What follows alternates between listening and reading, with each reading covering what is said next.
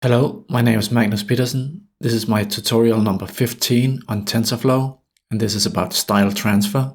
And you have probably seen this website called deepart.io, where you can upload two photos. One is called the content photo and the other is called the style photo. And then the system produces a mix of those two. And here are some more examples. And the results look very nice. There's no noise in the images. They are smooth, yet detailed and sharp. For example, this image here is a portrait and it looks like it might be newspaper clippings that have been added to the photo. This image here also looks very nice with good crisp details.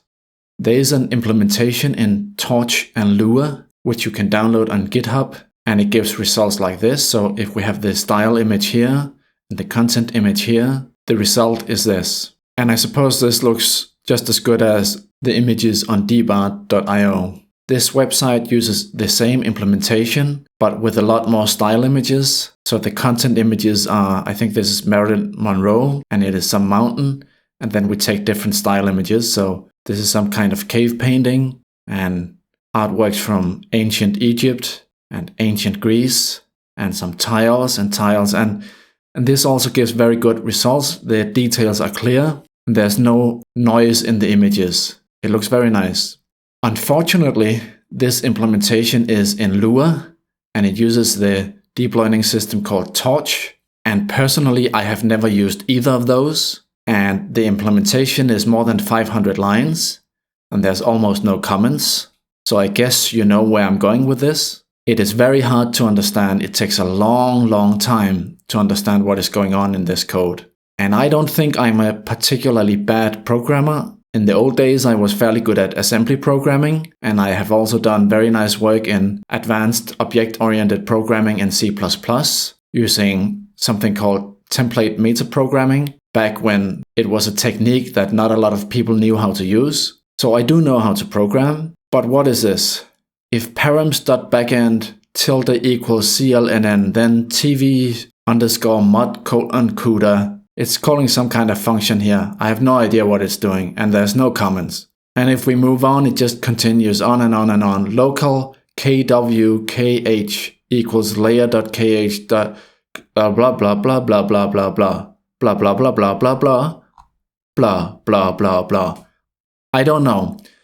It is a pity because the author of this, Mr. Johnson, is actually a very good teacher and a very good researcher. And he has some talks on YouTube, and I encourage you to see them because you will learn a lot from them. But there is this tendency in open source that you don't document your code or comment your code. And it makes it incredibly difficult for other people to understand what is going on, especially when it's in a niche language like Lua or a system like Torch, which may not be familiar to a lot of people. So I'm hoping that in the future, people will try and document their code better so it's easier for other people to understand. So let's go back to my tutorial. And I actually considered not putting this out because I'm not really happy with the results. The images from deepart.io look very nice, and I wasn't quite able to get that level of quality, and I don't know why. But I think that this tutorial might be a good starting point for yourself if you want to research this further. One of the problems is that I think you need a fast GPU in order to run these, because it takes a very long time on a CPU. And I did just the other day receive a new computer with a very fast GPU, but it'll take me some time to set it up. And I could probably spend days or maybe even a week or two experimenting with the code after that. And I don't really have more time for this tutorial. So I hope you will find it useful and that you can take it from here and produce something very nice. But the tutorial does describe the overall idea and how to implement it. So let's take a look at that. The idea is that we have a neural network, and we will use networks with a lot more layers than here, but this is just for demonstration purposes. And we are going to input two images, one for the content image and one for the style image. And what we want to produce is a mixed image where we take the contour lines from the content image and we take the textures and the colors from the style image and mix it together, and then we get the mixed image. So we start with noise, random noise for the mixed image, and then we send the content and style image and the mixed image through the neural network, and we calculate different loss functions at different layers, and then we weigh those loss functions, which is not shown in this diagram here, And we're actually using a quite clever idea to do this in this tutorial, so I'll describe how to do that below. But then we take the gradient of these combined loss functions, and we use a gradient to update the mixed image. And we do this a number of times. This may be 100 times or 1,000 times until we end up with a mixed image that we think looks good. So we have two types of loss functions here. We have a content loss and we have a style loss. And the idea is to have the content loss at higher level layers. And what we basically want is to minimize the difference between the activation features from the content image and from the mixed image in layer 3 in this example. So we essentially calculate all the features in this layer. We just calculate the values of the layer, and we do that for the content image and we do it for the mixed image. And then we calculate the mean squared error, and then that is our loss function for the content layer. And we want to minimize this error so that the feature activations in layer 3 are similar for the content image and the mixed image. And we are actually caching the feature activations from the content image because it will be the same each time we calculate them. So there's no need to use all that computational time to make the same calculations over and over again. For the style layers, the idea is similar, but we calculate something called a gram matrix because what we want is similarity between the style image and the mixed image regarding features that are activated together. And we will go into more detail below on how to do this using the gram matrix. But once again, we create these style loss functions that are supposed to minimize the difference between the gram matrix for layer 2 and layer 1 when inputting the style image and when inputting the mixed image. So let's see how we're going to implement this. First, we need a pre-trained neural network, and I tried using the Inception 5H model, which worked very well for the deep dreaming in tutorial number 14. I spent 2 days, I think, on trying to get it working, and it just didn't look very good. The pictures were unclear and fuzzy, and they were not good. The original paper on style transfer used something called the VGG19 convolutional neural network, but the only pre-trained models for TensorFlow that I could find were not really suited for this tutorial for various reasons. So instead I found a VGG16 model, and it seems to work all right with that. And I have wrapped it in a class in this Python module here, so it is very easy to load and import and reuse and all that. And you will have to download the model first, and a short warning here, it is over 500 megabytes, so it's very large. And then we have some helper functions for images, and this is load image, save image, plot image, and plot all the images, and so on. And I won't go into detail what these do. It's fairly straightforward and it's well documented. So let's go to something more important, which is how we're going to create the loss functions. And the first helper function we need is for calculating the mean squared error between tensor A and B. And it is a very simple function in TensorFlow like this. And then we have the helper function for creating the loss function for the content layers. And it takes a TensorFlow session, and it takes the model, which must have certain functions like the VGG16 implementation that we have here. And then we take the content image as a 3-dimensional NumPy array. And then we take indices or IDs for the layers that we want to use for the content loss. So we can have more than one layer, and you should experiment what looks good with different layers. So first we create a feed dict for inputting the content image to the neural network. Then we get references to all the tensors for the given layers that we are interested in. Then we calculate the values of those layers. Then we set the model's graph as a default in TensorFlow so we can add computational nodes to it.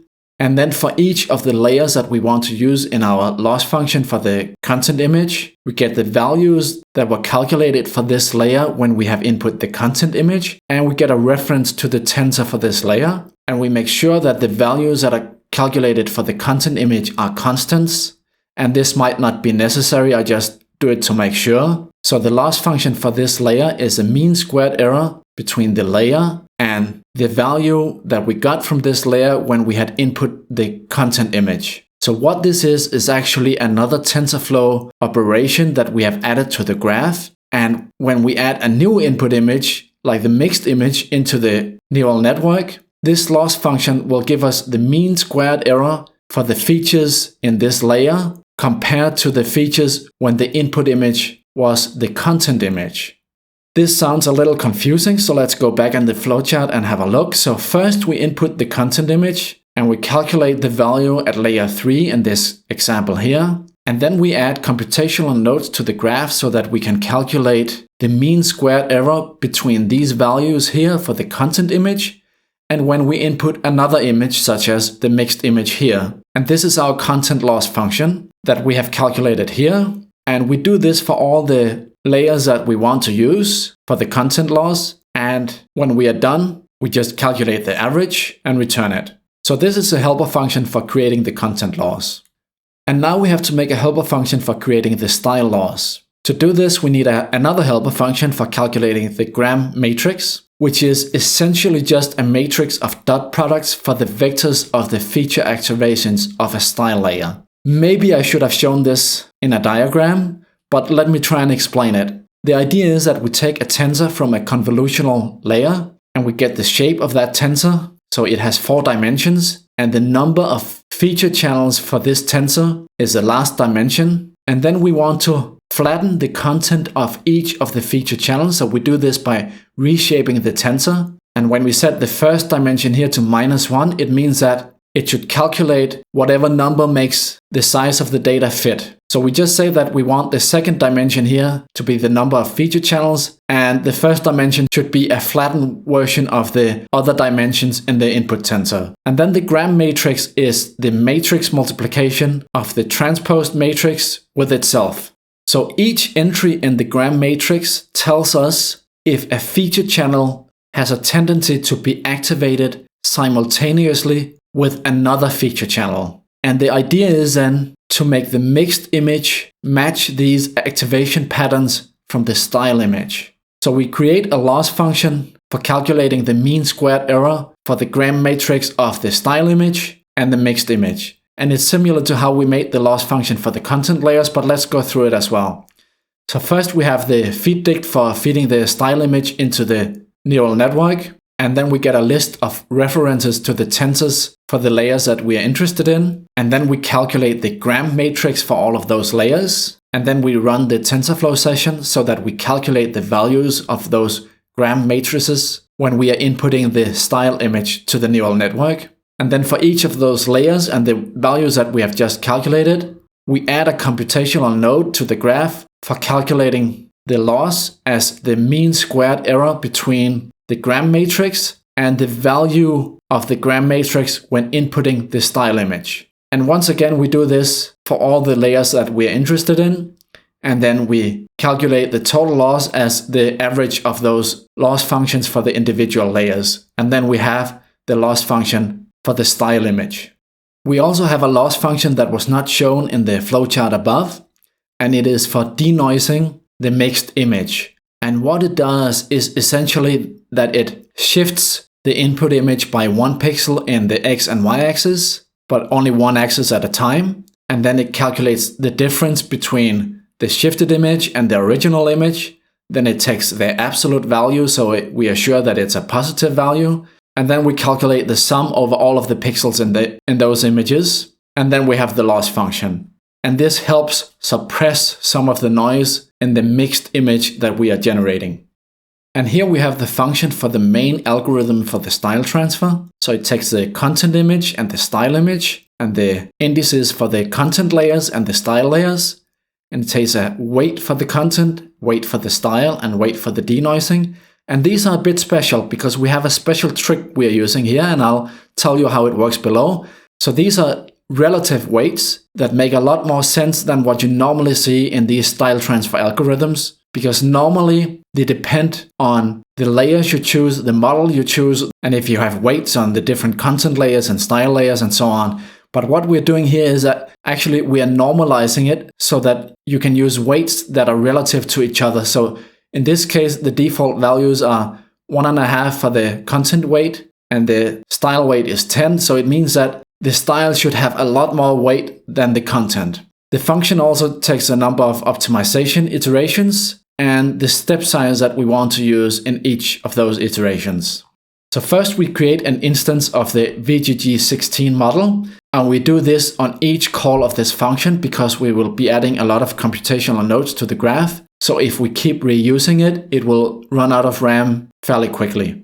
Then we create an interactive TensorFlow session because we will need to both run the session when we create the loss functions, and we will also be adding things to the computational graph, and then we should use the interactive session. Then we just print the names of the content layers that we're using and the name of the style layers. And then we create the loss function for the content layers and for the style layers and for the denoising. And these are just calls to the functions that we described above.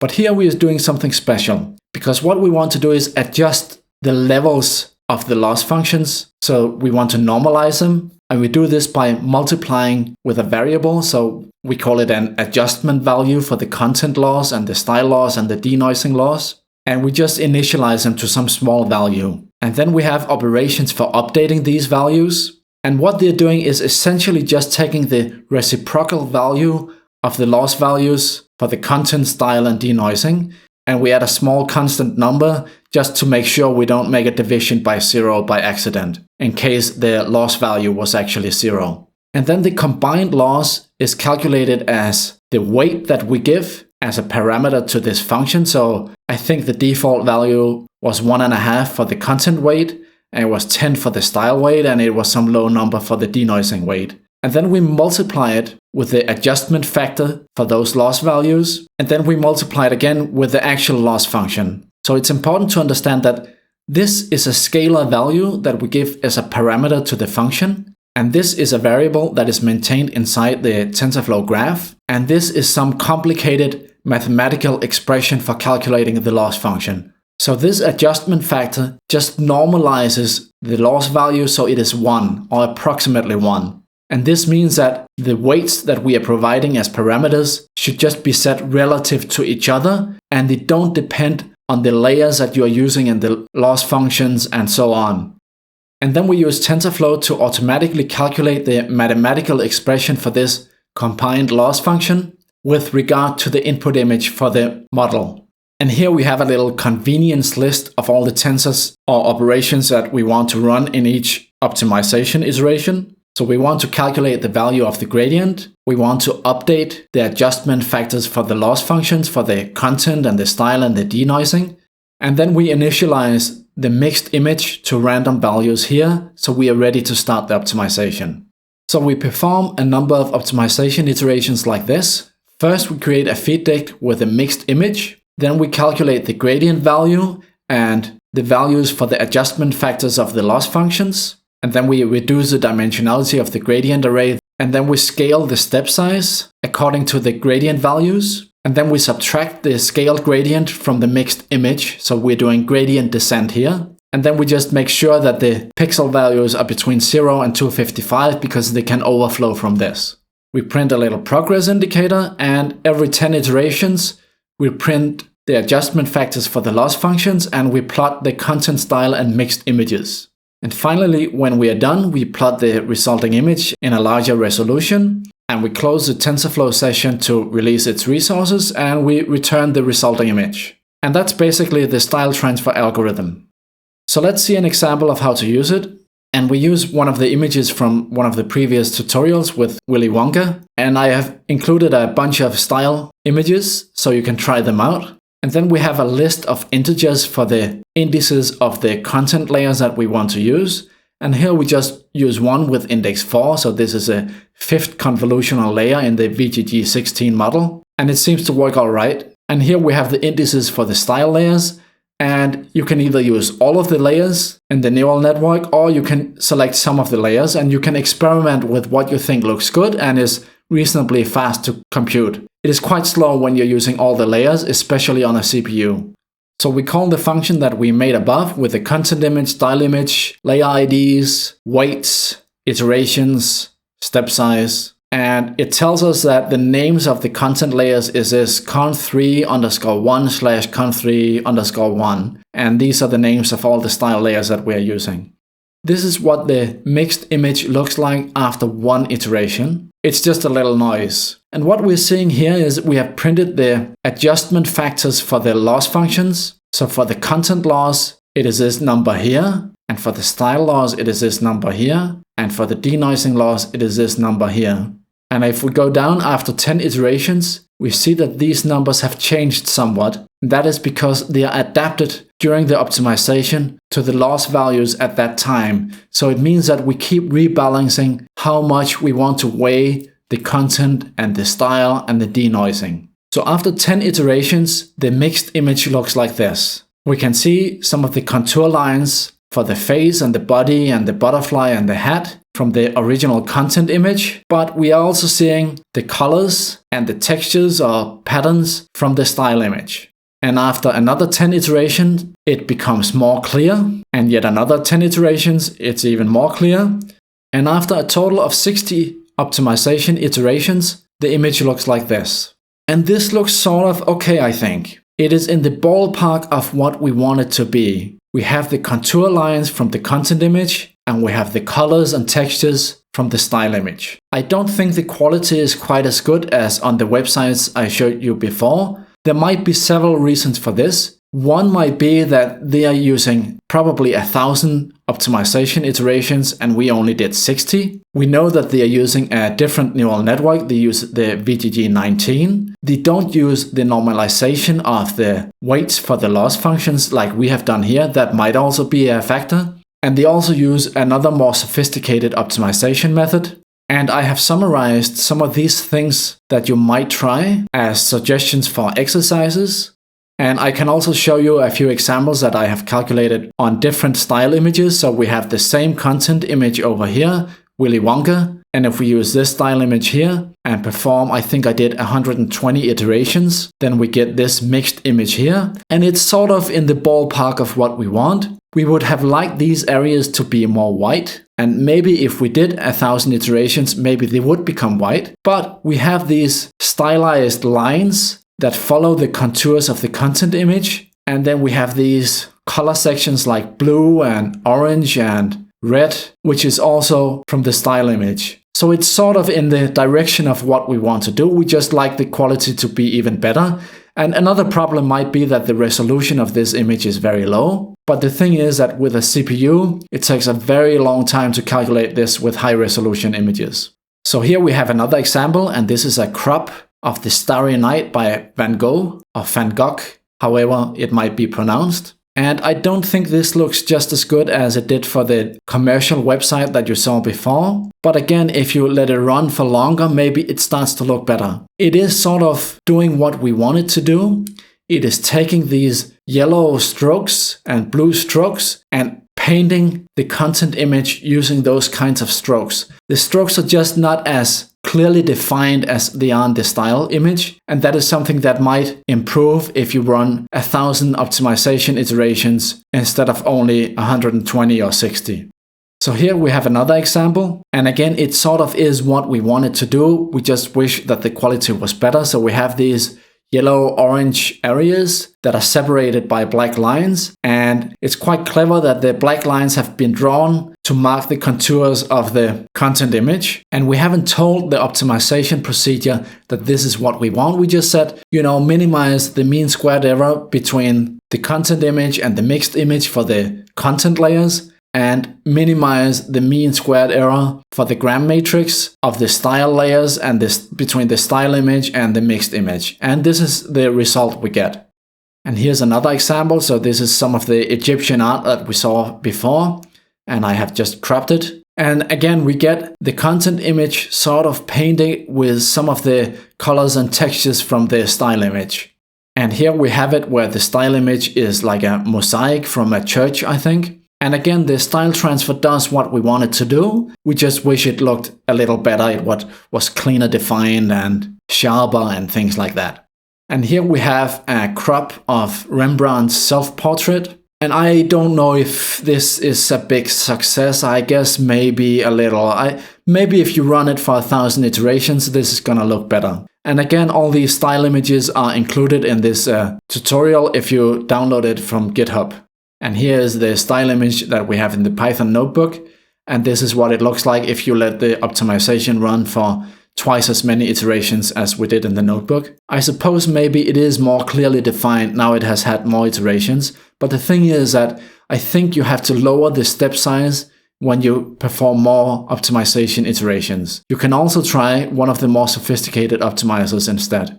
And here we have the tail of a chameleon, and we have the scales in different colors, and that has sort of been transferred to the mixed image here, so we still have the contours from the content image, and the scales they're a bit fuzzy, they're not as clearly defined as we would like. Some places are better than others, like this band on the hat is maybe alright, and up on the head here and in the face, but maybe if you let this run for another 1,000 iterations, it looks better. And here we have a Picasso, and once again, it is sort of what we want. We can see the contours of the content image, and it sort of looks in the area of the style image. Not quite, but in the same ballpark. So you can download the source code by clicking on the link below and try it for yourself. And please leave a comment below the video if you found out how to make it look really good.